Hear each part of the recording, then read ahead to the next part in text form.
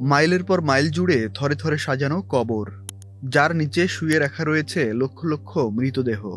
কথা হচ্ছে পৃথিবীর সবথেকে বড় কবরখানা ওয়াদি আল সালামের। ওয়াদি আল সালাম হচ্ছে পৃথিবীর সবথেকে বড় কবরস্থান। ওয়াদি আল সালামের অপর নাম ভ্যালি অব দ্য পিস, অর্থাৎ শান্তির উপত্যকা।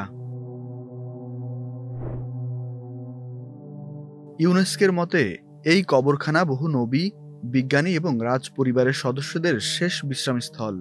এটি শিয়া মুসলিম ধর্ম অবলম্বীদের কবরস্থান। এটি ইরাকের পবিত্র শহর নাজাফে অবস্থিত।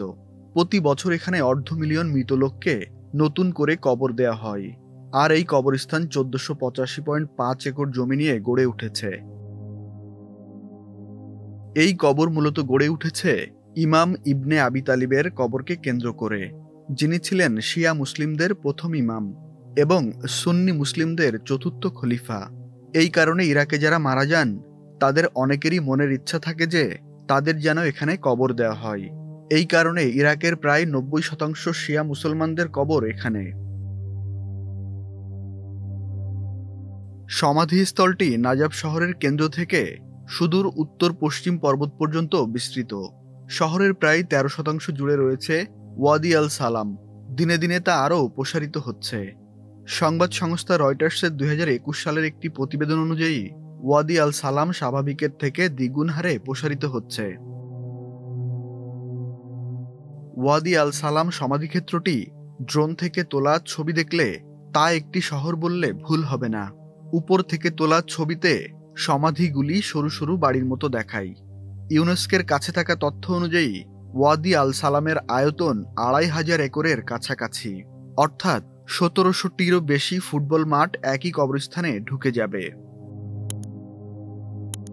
বিশ্বের বিভিন্ন প্রান্ত থেকে ইসলাম ধর্ম অবলম্বীরা এসে এই সমাধিস্থল পরিদর্শন করেন। ইউনেস্কোর মতে ওয়াদি আল সালাম মধ্যযুগেরও আগে তৈরি।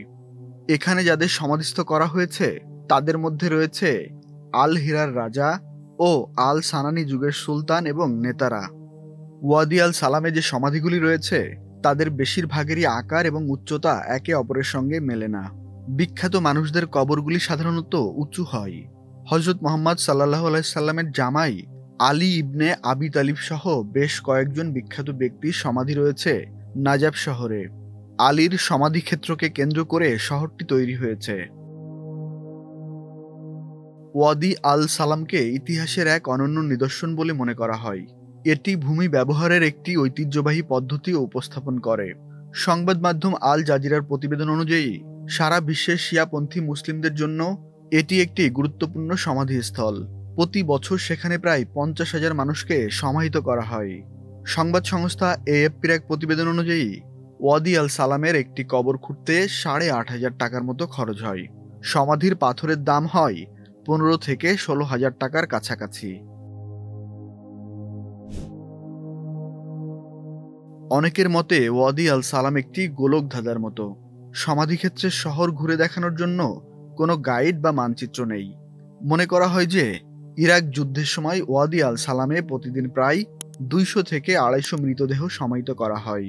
২০১০ সালের পর থেকে সেই সংখ্যা আস্তে আস্তে কমতে থাকে।